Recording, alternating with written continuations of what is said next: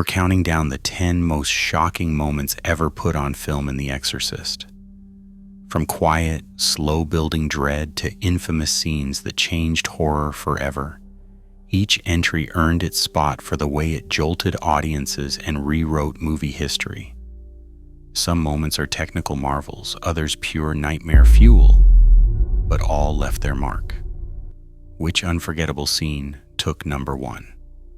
Let's begin with number 10. 0018.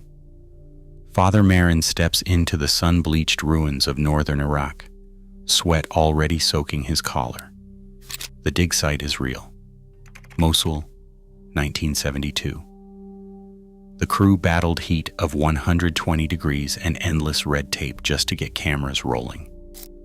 Friedkin insisted on authenticity, so the team shipped gear across continents, wrangled with customs, and filmed amid the dust and mosque calls that bleed into the film's soundtrack. There is almost no music, just the scrape of tools and distant prayers. When Marin uncovers the small, sharp-faced idol of Pazuzu, the mood turns. That single artifact pulled from the earth hints at something vast and ancient stirring. Every detail, the stone palette, the echoing silence, the oppressive sun, plants a seed of dread before Regan ever appears. In just a few minutes, the prologue quietly sets the supernatural stakes and grounds the horror in a world that feels unnervingly real. 1 minute, 15 seconds. Regan McNeil's first changes are easy to miss. 1 minute she is painting with her mother. The next, she is staring off. Her voice is flat. Her answers are clipped. Director William Friedkin pushed Linda Blair to surprise even Ellen Burstyn, which caught real reactions on camera. The script calls for small, unsettling turns. Regan snapping at her mother or falling silent mid-sentence. Friedkin's choice to use handheld shots and tight close-ups in Regan's bedroom makes the space feel claustrophobic, trapping both mother and daughter. Preview audiences in 1973 gasped at these moments, not because of special effects, but because Blair's micro-expressions and sudden mood swings felt too real. The tension in these early scenes builds without a single drop of blood, just a child's face, shifting from warmth to something colder. These subtle beats set the stage for the film's first truly shocking effect.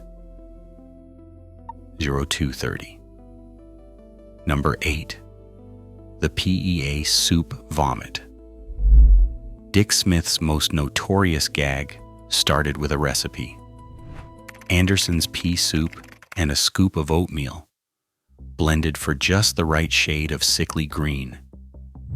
The real trick was a hidden tube snaked along Linda Blair's cheek and out the corner of her mouth, wired to a hand pump packed below the bed. On cue, a crew member blasted the mixture straight out, aiming for Father Karras's chest. But the pressure misfired, catching Jason Miller full in the face instead. His genuine look of disgust stayed in the movie. No retakes. Safety checks ran before every shot, but nothing could fake that reaction. The scene's gross-out punch made pea soup a horror legend and set a new bar for practical effects that felt too real to be a trick. 3 minutes, 30 seconds. Chapter 7. 360-degree head rotation. Dick Smith's workshop delivered the film's most anatomically impossible moment. Regan's head spins a full circle. The effect did not rely on camera tricks or soft focus. Instead, Smith and Marcel Vercouter built a foam latex Regan dummy, its neck packed with gears and a radio-controlled motor, all hidden under a child's nightgown. The motor's gear ratio let the head turn at a slow, unnatural pace, matching the demon's taunting calm. Lighting was carefully matched to Linda Blair's previous close-ups, so the cut between the actress and the dummy vanished in the edit. Friedkin insisted the priest's horrified reactions be filmed in one take, so they fed off the effect in real time. The result is a shot that looks physically wrong, but feels real, tricking the eye and unsettling the mind. This moment became shorthand for the impossible, outranking even pea soup mayhem in pop culture memory. 0430. The bed doesn't just shake, it bucks and levitates, lifting Regan off the mattress as if gravity has been canceled. Underneath, hydraulic rams hidden inside the bed frame by Marcel Vercouter's effects crew deliver every jolt and shudder. The wires that raise Linda Blair are steel, painted matte black, threaded into the darkness behind the headboard. Each rigging point is logged and checked, with load specs far above Blair's weight. But the danger is real. Ellen Burstyn, playing Regan's mother, wore a harness for a violent pull back. On one take, the stunt crew yanked too hard. Burstyn hit the floor and injured her spine. Her scream caught on film is genuine pain. Friedkin kept the camera rolling using long, unbroken takes to trap the audience in the chaos. What is on screen isn't just acting or trickery. It's a room fighting back, and the toll on the cast is burned into every frame. 5 minutes, 30 seconds.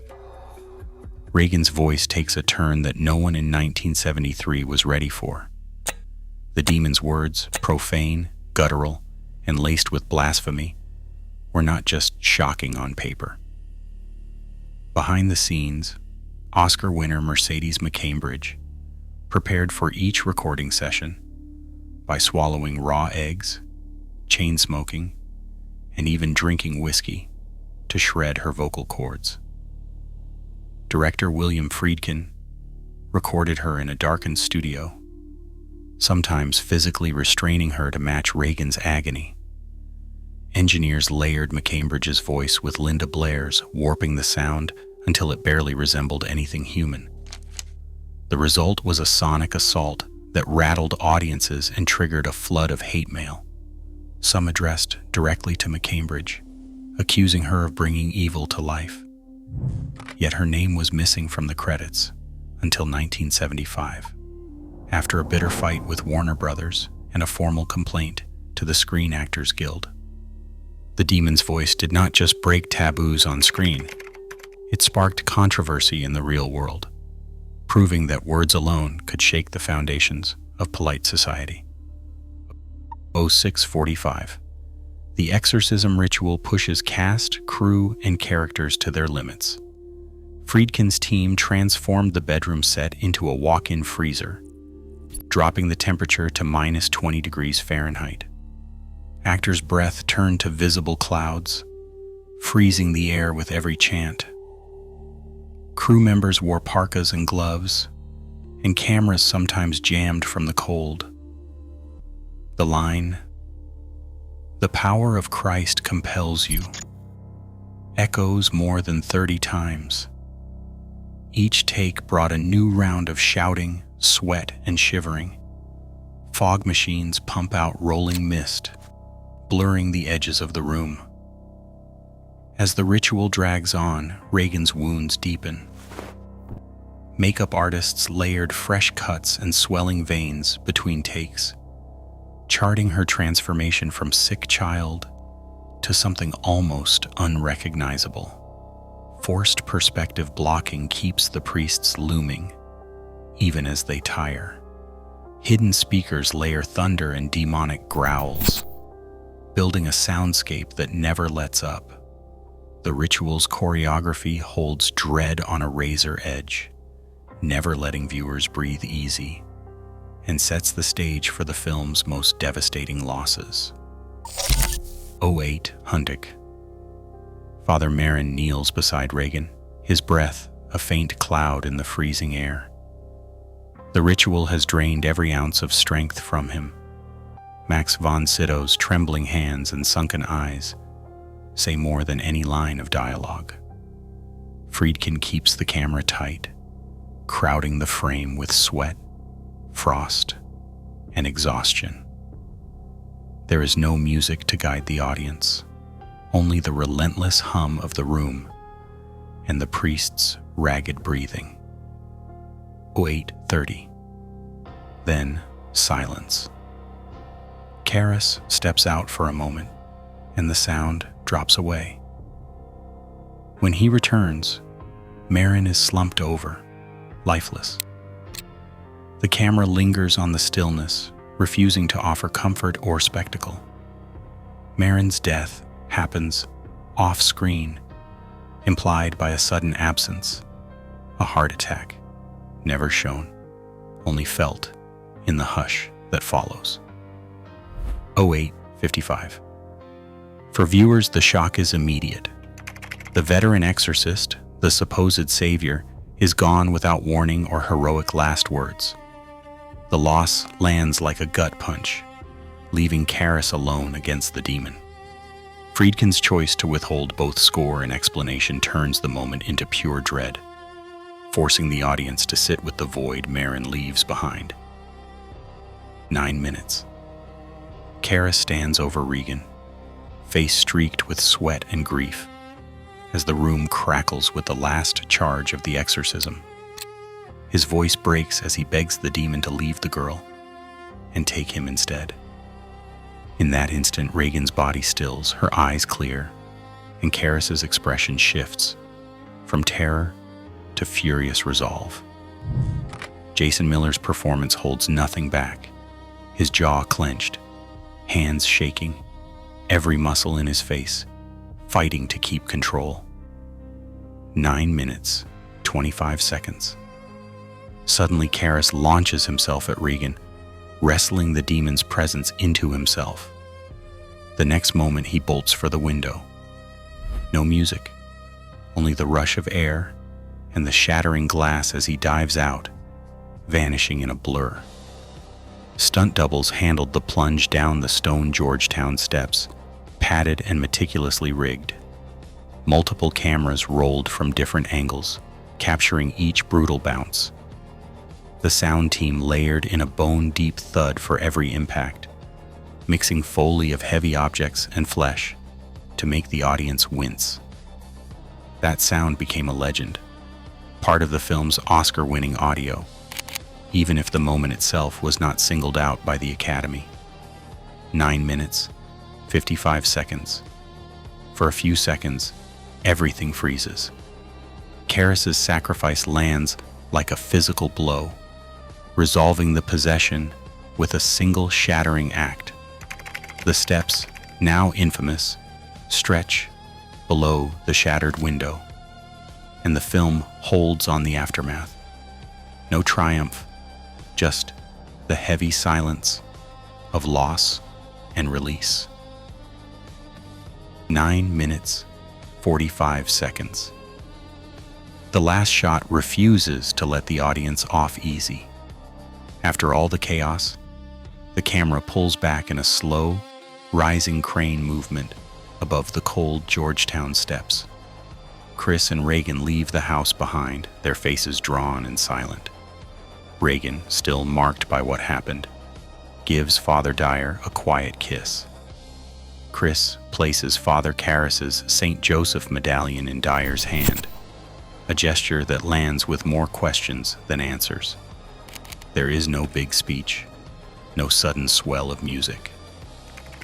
Friedkin holds the frame longer than most directors would dare, letting the silence stretch. 10 minutes, 15 seconds. The score stays absent. Instead of Mike Oldfield's tubular bells, the only sound is the city's distant hum. The camera drifts upward, the characters shrinking, the church looming in the background. Friedkin rejected every studio suggestion for a tidy ending. He wanted the audience to leave unsettled, with the sense that evil isn't vanquished, just faded back into the ordinary world. 10 minutes, 35 seconds. The pendant exchange lingers, a symbol of faith passed on, or maybe just a reminder of everything that can't be explained. The ambiguity is the point. There is no closure, only the echo of what's been lost. That restraint is what keeps the film alive in the mind, long after the credits roll. The final moment doesn't comfort. It haunts, leaving viewers to wrestle with what they've seen and what it means. Across all 10 moments, one pattern stands out.